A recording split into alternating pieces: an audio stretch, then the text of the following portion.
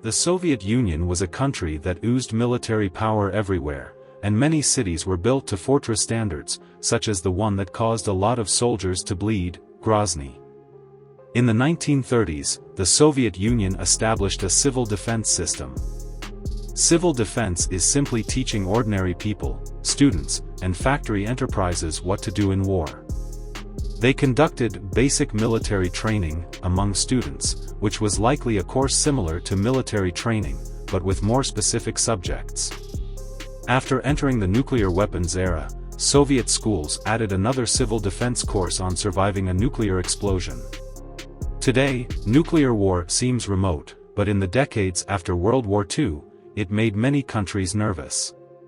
Even today in North America, there are occasional disclosures of private bomb shelters built back then, storing necessary food, and so it's evident how nervous the people were at that time.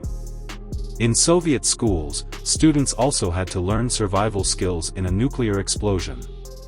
Authorities assumed that large targets such as cities would be subject to a nuclear strike, and at such times, preserving living forces was crucial.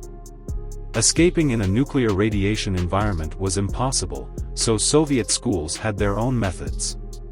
The Soviet Union considered war needs when building cities, so there were many underground facilities available for use. In addition to buildings such as the subway serving as air raid shelters, there were also some specialized underground shelters near educational institutions. In addition to a sturdy structure, these shelters also had necessary ventilation systems, sanitation facilities, and power systems. According to the school's curriculum, when students heard the city alarm, they needed to quickly and orderly enter the nearest shelter. In addition to preaching their specific locations, these shelters also had posters or other explanations of their internal structure. If the shelter was too far away to reach quickly, then people had to hide in pits, cellars, ravines, or behind large rocks, protecting their hands and faces, not curiously looking at the explosion flash, and also avoiding looking at reflective glass. Students who successfully entered the shelter had to follow the arrangements of their teachers and school leaders, needing to stay there for at least 4 to 5 days, avoiding the strongest radiation from the nuclear explosion in the first few days. In fact, the most difficult part of the whole process was for the teachers and school leaders. Besides protecting and guiding the students, they also had to try to protect some important documents, facilities, etc., such as valuable research results in certain school laboratories.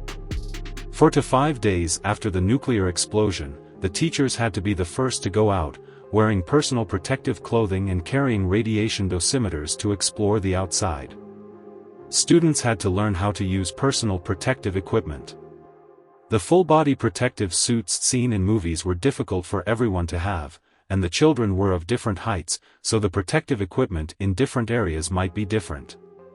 Simple gas masks and more breathing apparatus were available, and students also learned how to make simple breathing devices using gauze and other materials to reduce the amount of inhaled radiation dust.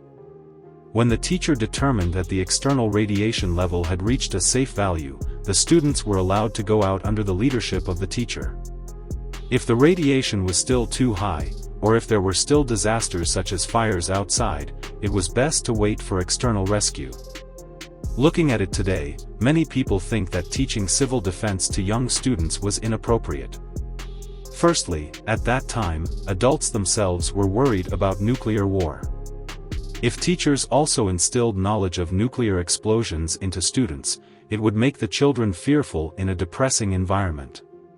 Many Soviet people said that their children cried in fear after attending civil defense classes, and some children had nightmares after seeing propaganda posters. On the other hand, some bold children wanted to protect more people. In any case, we no longer see such courses today.